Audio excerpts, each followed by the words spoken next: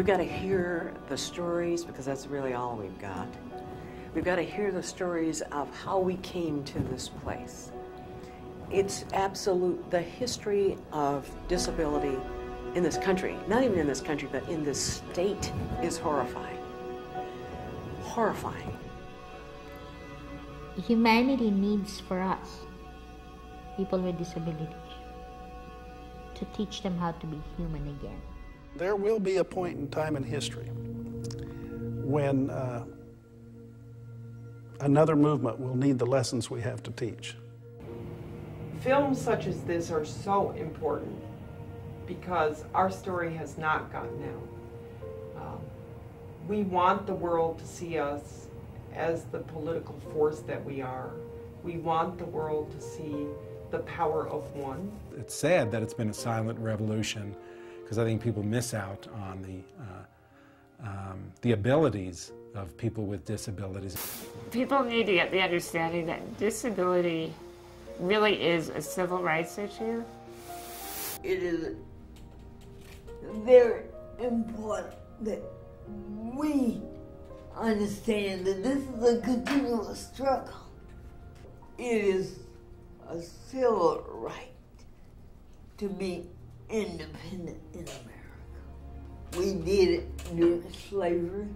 We did it during Reconstruction. We did it during Jim Crow. We can do it now. We have some of the greatest leaders in history had disabilities. It's a fundamental part of American history, of international history. The problem right now, Scott, is people don't know really, and I would argue that a lot of us in the disability community don't understand the impact of what you're doing. We don't understand the full ramifications of getting an understanding of the narrative story. And we don't like to use the word inspirational because that's been way cheapened by overuse.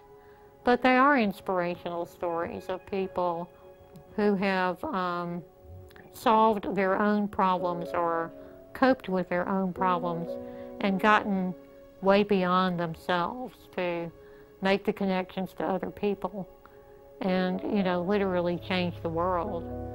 It's exciting to think that the world can be changed. It would put a human face on a bunch of statistics that everybody has to learn for sensitivity's sake. We're a lot more than statistics, and we have a lot of talents. I don't want to be normal, I just want my chance to stand out. Because it gives a voice where there wasn't a voice before. And it's still going on. We still have people locked up. We still have kids graduating high school and not getting jobs. We still have kids graduating and staying on Social Security. Why? Because 90% of these kids have never seen somebody successful with a disability, have never been exposed to somebody successful with a disability. I don't think anybody's telling the stories anymore, so bring the stories back. Well, you know, it's kind of like the Michael Richards story, the comedian that was on Seinfeld. And he blurted out these, you know, racial slurs. And I think there's a lot of that in people, not that racial slurs, but towards us, that they suppress and suppress and suppress. But I think that, you know, there's a lot of that that needs to be put on the table, you know. Tell me, I want to know. That's why I want to know what the other people, I don't necessarily care what Tom, Dick, or Harry in my community right now is thinking. I want to know what they're thinking about us. Because there's not a dialogue. Yeah, I know we're a pain in the ass sometimes, but, you know. The only thing that I can think of to do is to make movies, man.